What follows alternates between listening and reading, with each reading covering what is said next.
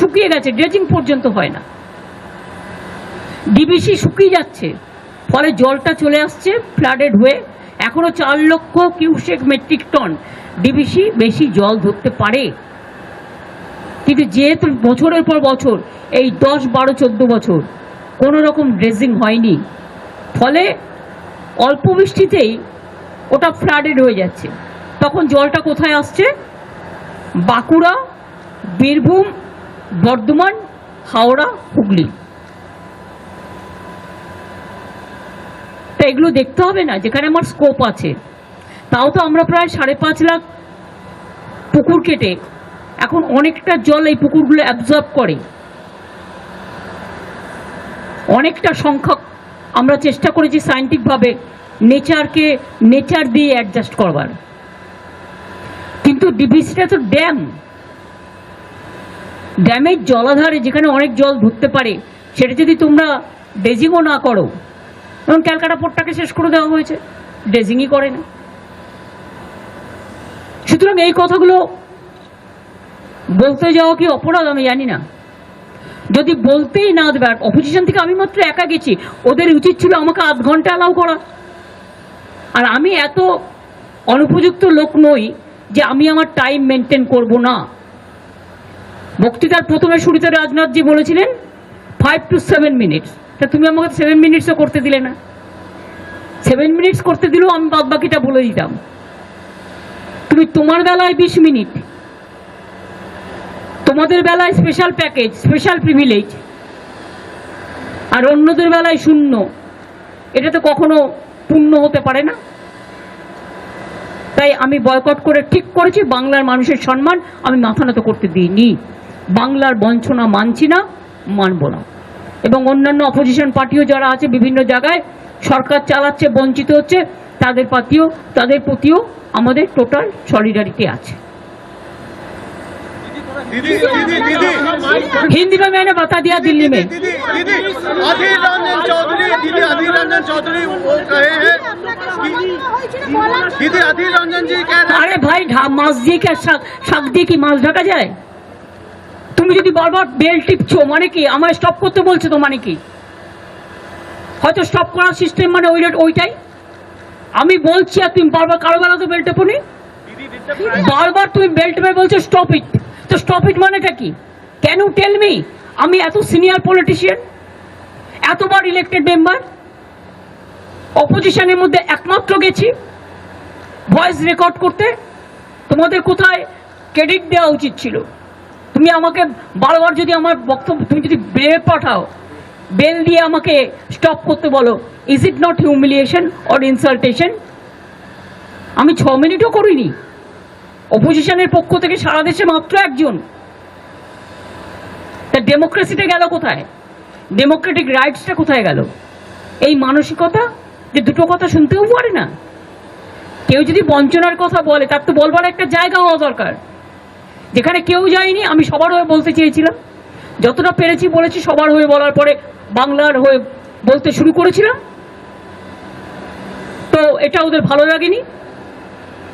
এরপর থেকে ভাবতে হবে যে আদৌ ওদের মিটিংয়ে যাওয়া উচিত কিনা সম্মানের সাথে। সম্মান না পেলে অসম্মানিত হতে আমি যাব না।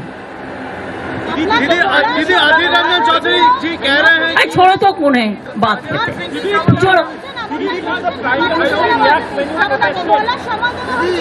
বাজে কথা মিথ্যে কথা এখন শাক দিয়ে মাছ ঢাকার চেষ্টা করছে। নিজেদের ভুলটা যদি তখন বুঝতে পারতো, তাহলে আমার সাথে এটা করতো না। Deliberate attempt two malign opposition, এটা হচ্ছে জেনে বুঝে ডেলিবারেট অ্যাটেম্প্ট টু ম্যালাইন। তা নিজেদের তো রক্ষা করতে হবে, ফেস সেভিং করতে হবে। এখন না, ফেসটা তো লস হয়ে গেছে, তা ফেস সেভিং করবে কি করে? তোমরা তো ছিলে না ভাই ভেতরে, তোমরা জানবে কিন্তু সবটাই তো বিজেপি ছিল। থ্যাংক ইউ, চললাম।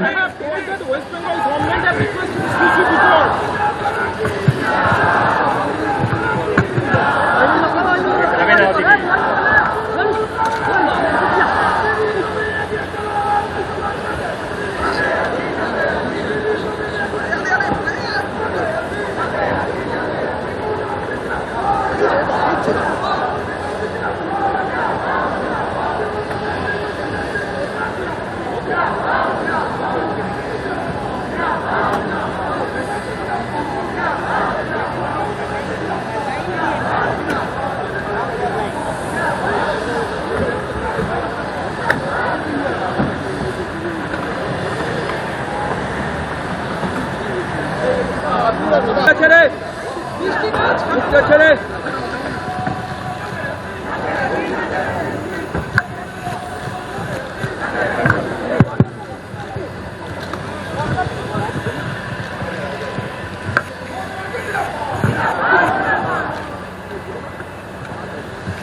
তো বলে এসেছি দিল্লিতে, আপনারা জানেন যে অপোজিশনের মধ্যে থেকে আমি একমাত্র গিয়েছিলাম, কারণ আমরা মনে করি যে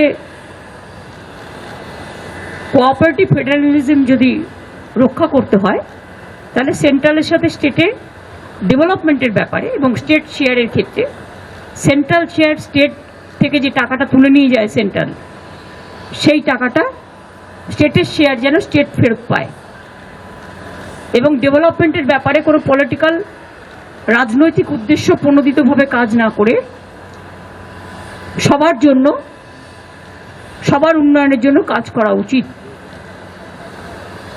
কেউ যায়নি, বয়কট করেছিল। আমি ভেবেছিলাম গিয়ে সবার কথা বলবো। আমি ওই 3-4 মিনিটে যা পেরেছি ওইটুকু বলেছি। বাংলার বঞ্চনা এবং সারা দেশের অল অপোজিশন স্টেটে যেভাবে বাজেটে বঞ্চনা করা হয়েছে এবং অল বিজেপি রুল স্টেটকে যেভাবে কনসিডার করা হয়েছে এবং যারা ওদের অ্যালিজ, আমাদের আপত্তি নেই যদি কাউকে বেশি টাকা দেয়, কিন্তু তুমি কাউকে দেবো বলে কেউ খাবে আর কেউ খাবে না, সেটা তো হতে পারে না। বাংলাকে তো তারপরে আমি সারা ভারতবর্ষের সমস্ত রাজ্যের ব্যাপারে বলে আমি এটাও বলেছি যে আপনারা তো শুধু নির্দেশ দেন আর ছবি লাগান, কাজ তো করতে হয় রাজ্যগুলোকে। অথবা একটা কোভিড কে সামলালো? রাজ্য। আপনারা নির্দেশ দিয়ে খালাস, আর ফিল্ডে কাজটা করতে হয় রাজ্যকে। আজকে যেখানেই যেই ঘটনা ঘটুক না কেন, যে কোনো সাবজেক্টে সবটাই সামলাতে হয় রাজ্যকে। তো রাজ্যগুলোকে যদি আপনারা পঙ্গু করে দেন তাহলে কেন্দ্রটাও তো পঙ্গু আগামী দিন হয়ে যাবে।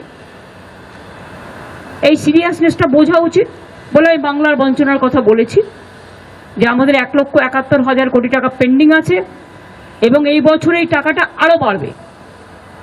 এবছরটা ক্যালকুলেশন করা হয়নি, ফুড সাবসিডি বন্ধ, 100 দিনের কাজের টাকা বন্ধ, কাজও বন্ধ, গ্রামীণ আবাস যোজনার কাজ বন্ধ, রোডের কাজ বন্ধ। আপনারা তো দেখলেন ইলেকশনের সময় যেভাবে পাবলিসিটি করেছে, 3 কোটি বাড়ি করে দেবো, 4 কোটি বাড়ি করে দেবো, আমি এত করেছি, সব মিথ্যে কথা। প্রাইম মিনিস্টার নিজের স্পিচেও এই কথাগুলো বলেছেন, উনি নাকি 4 কোটি লোককে বাড়ি করে দিয়েছেন।